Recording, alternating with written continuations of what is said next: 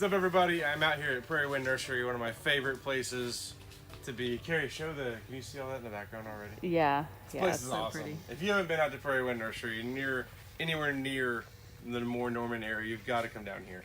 So I came down here because we planted a bunch of seeds, and now I want stuff now. Like I don't want to wait for those seeds to develop, and we want some of this kale and some of this other stuff that we started seeds for. So we're going to cheat, and we're going to come buy some of it. So down here at Prairie Wind Nursery, they've already started them. They started them in July and in August in their greenhouse.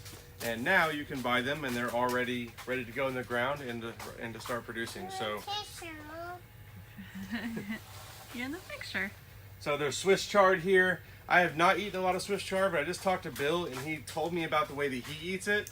And I'm going to start trying that, which is basically just to use it as a tortilla. These leaves work really well as a tortilla substitute. They're tough. They hold up well, and they taste good now. I had some in May, I believe, and I did not like them. They were bitter.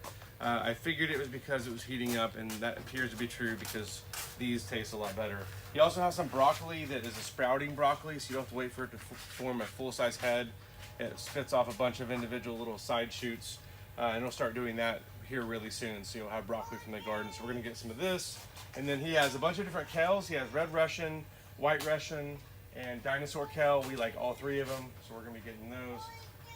So yeah, he doesn't have any spinach. Spinach you should start from seed anyway. It does not transplant well. So anyway, this is a great place where you can get some greens. They're $1.50 each. He has cabbage also, and the cabbage is perfectly timed so that if you put it in the ground now, you will have a decent sized head for your Thanksgiving dinner to make coleslaw from. So if you want to try growing cabbage, now's the perfect time to get it in the ground. If it's this size, if you're starting from seed, it's too late, but you can come to a nursery like Prairie Wind here and buy them and just put them in the ground and keep them watered for about 3 or 4 days. Make sure you keep them moist, and then you can back off on it, and they're going to thrive. The weather is really turning perfect for these type of crops. So it may heat up again, and if that happens, you may have to give them a little extra water. But now's the perfect time to get these in the ground. You want to try a bite? Yeah. Here you go.